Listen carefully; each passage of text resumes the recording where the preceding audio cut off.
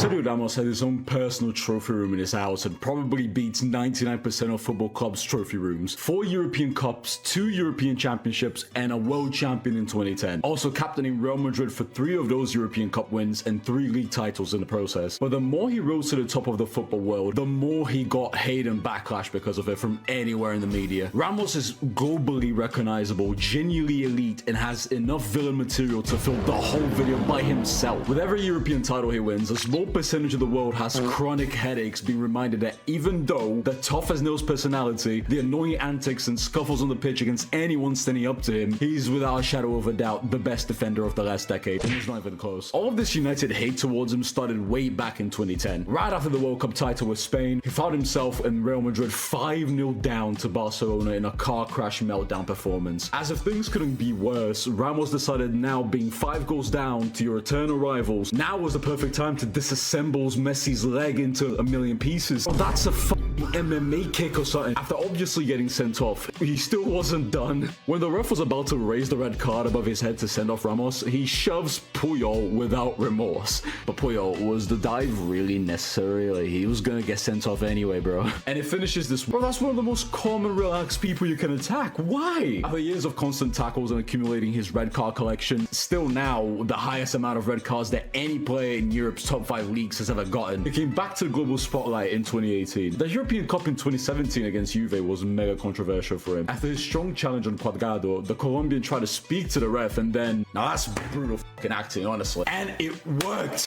Cuadrado was sent off. So as if the 2018 final, he couldn't top his work off, could he? Real Madrid and Liverpool were battling a 0-0 draw, and this is 2018, the breakthrough season of Salah's career, and still probably his best season in numbers. Salah tried protecting the ball until Ramos brings him down by his arm, damaging the Egyptian's shoulder ligaments. This injury was serious at the time, with the Champions League final at stake for Liverpool. They're about to lose their best player for it, as well as his chances of playing the World Cup for Egypt the very next month. Real ended up winning the final 3-1, not like Salah and Ramos had anything to do with Loris Karius playing the best match of his life. But this made him probably public enemy number 1 for the sport in 2018. You couldn't move anywhere without someone slandering Ramos and celebrating all of his losses. I mean, can you remember when Russia knocked out Spain? Everyone just taunted Ramos for the whole rest of that month. And if that ain't how a villain moves, then honestly, I'm Chinese, bro. Ni hao. And to find someone as hated as him, you need to look no further than his centre-back partner in crime, Pepe. But first, being a villain is not easy as these players make it seem, especially in the jury of public opinion from personal experience. That's why this video is sponsored by Snaxy. Snaxy is a free app you can get both on iOS or Android. Snaxy rewards you just for playing mobile games on the go. You can choose a game through the app, complete the challenges, and earn Snaxy coins as you play. Kind of like how FIFA coins are to FIFA Ultimate Team. Those coins can be then redeemed for PayPal cash, Amazon vouchers, or even gaming gift cards. If you're already playing games on your phone anyway, you might as well get something back from it. Download Snaxy using the link in the description. Pepe has a similar DNA of Ramos when it comes to causing trouble. Except with Pepe, I feel like he just locks in more to purposefully cause trouble on the pitch, just out of pure enjoyment and love for the game. His best moment and the creme de la creme of his career has to be against Getafe in 2009. He tries to mark up the Getafe striker, ready to score and with only Iker Casillas to beat. Like, what the f we're doing here, bro?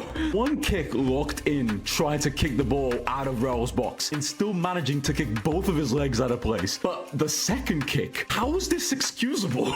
Bro, they're saying for sending off. This is for at least some fucking jail time with the studs in. No fucking mercy, bitch. He was immediately sent off, of course, but I still tried to get into a shoving match with another Getafe player. Like, just leave, twin. You're fucking finished. Hit the showers. No, don't physically hit the Pepe's a true fan of using the studs to cause mayhem. Here he was in the 2011 Champions League semi-final against Barcelona and goes to challenge for a ball against Dani Alves. I mean, if he did that today, he'd be seen as a hero to the people. Dani Alves' public image would probably never be restored ever again, but back then, it just set a pattern that if Pepe going to mark you, be ready for some of this shit. It's gonna be a long night for you, buddy. Now, if Pepe shenanigans were this bad at club football, best matches of the tournament just turned into a stinking mess for the Portuguese. Being down 2-0 in the first half, Pepe was with the ball and marking him was Thomas Muller. I mean, you can make the justification. It's in a moment. You play with your feet. Sometimes you can't control what your hand's gonna do. But then what is this afterwards? Look, the man was already down. All you had to do was mind your own fucking business, probably tank a yellow, and play the rest of the game. No, he got sent off, and the 4-0 happened. Whilst Pepe used his studs to hurt people, the next one on the list used his teeth to chomp opponents' defenders' bodies. It's of course Luis Suarez. So back when I used to live in Brazil, my home country, honestly, Brazilians tend to be really friendly towards him every time, especially after his time in the Brazilian league in the recent years. Honestly, he had the league frying, bro. 24 goals in 2023 at the grand age of 36 was absurd. But ever since moving to the UK, I've realized not everyone in the UK or in Europe is the biggest fan of the guy. But we date this back to the very beginning. July 2010, World Cup quarterfinal, Uruguay versus Ghana. Ghana in the ascendancy, and Suarez, the world-class save, gets the ball out of there. Take notes on Anna. He gets sent off, but Ghana misses the pen and then loses the penalty shootout. I don't think I've seen a bigger rivalry between two countries that have nothing in common with each other. And the way Ghanaians felt was brutal, because you couldn't really complain because he was sent off after the handball, and you were the ones that had the pen and missed it. So it's that feeling that it is never ending and impossible to pin on anyone but yourself, really. But that's the logical route, and who the f uses logic talking about football? A f***ing nerd. Between 2010 and 2014, Suarez did something not replicated in the history of any sport, biting players mid-game. Not once, not twice, 3 times. In 4 years, bro. The first one for Ajax, the second one for Liverpool wanting a bit of Ivanovic steak with a side of fries, and the 2014 World Cup on the decisive game of the group stages that Uruguay needed to win against Italy, he bites Chiellini's shoulder. And I swear, this bite placed a curse on the Italians. Because since the biting game, Italy have not played a World Cup game since. Not to mention Suarez tearing the Premier League day in, day out for Liverpool as he nearly wins the league, but then Sleepy G obviously happened and the league goes to City. Many people laughed at mostly Steven Gerrard because of that, but part of the joke was also kind of going to Suarez as well. Just because of how much other English fans just hated him, like Man United fans, with 2 goals and a 2-1 win, right in Steven Gerrard's face. Just wow. The alleged racist controversy with Patrice Evra, the shit he talked about Liverpool in 2019 when Barcelona won the Champions League first leg 3-0 against them. That game basically made a good chunk of the same Liverpool fans that adored him start to finally hate him. And after the 4-0 comeback at Anfield, Liverpool fans really expressed their hatred towards Suarez to confirm his football villain status. Now, most of these players are either on their last legs or already retired, with their primes dating back to 10 years ago. But the last player is probably the most hated man in football right now, and the one that fits the role of football villain the best in the year of 2026. Enzo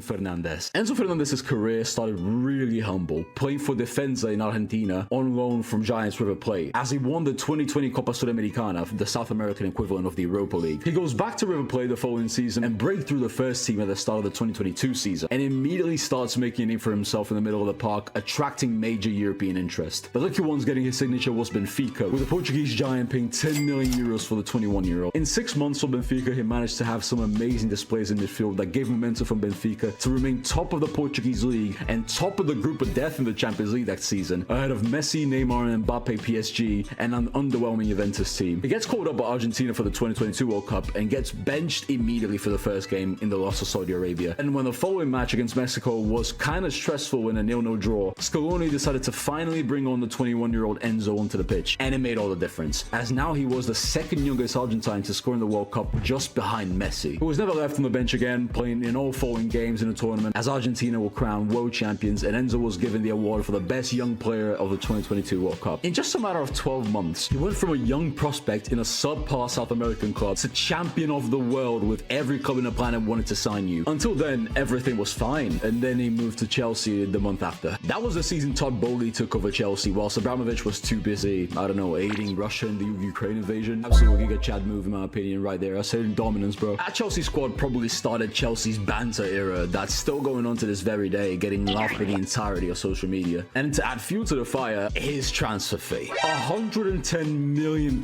He was just signed to Benfica for 10 6 months ago. That's just absurd. Either way, his starring role as a villain came in the 2024 Copa America. Argentina pretty much bulldozed competition all over as they win back-to-back Copa America titles. In the celebrations back in Buenos Aires, Enzo was seen alongside a good chunk of the Argentinian players, mocking the French by singing racial slurs about them. For Europeans, this was absolutely shocking and feral behavior that should be seen as a bannable offense by the reigning world champions. For us Brazilians, it's just the usual everyday run-of-the-mill continental South American type of match. We just know Brazilian fans are gonna get monkey chants and shit like that. That's what they do, bro. Not everyone in Argentina is racist, but genuinely any racism controversy tends to do with an Argentinian. It's just crazy. For him to go unpunished for this made a lot of the soy boys on Twitter and people who don't even watch football to get mad and to not forget this. But he wouldn't be in this video if it wasn't for the 2026 World Cup. I reckon Enzo's name has actually more fame than someone like Jamal Musiala or Florian Wirtz these days. Two players far more talented than Enzo, by the way. But this World Cup was spent by most people who just hate watching Argentina, largely because of this guy in particular. Argentina being benefited by the referees throughout the tournament as they struggled through the knockout stages made people more mad by every match they played. And against England, he takes a thunderous long shot past Pickford and just stands with his hands in his ears and ducky lips as retaliation to everyone hate watching them. That would only light the spark to the fire. They win the game as he raises a flag stating that the Falklands were theirs, basically reigniting a rivalry that had been dead since 1986. And the icing on the cake, the horrendously reffed final against Spain, where Enzo, just like the entire Argentina team, were kicking the Spanish in any way possible. Enzo finally crossed the line on a yellow that he already got for ironically clapping to the referee over a foul no call. He flattened Pau Corbasi for the second yellow and got sent off.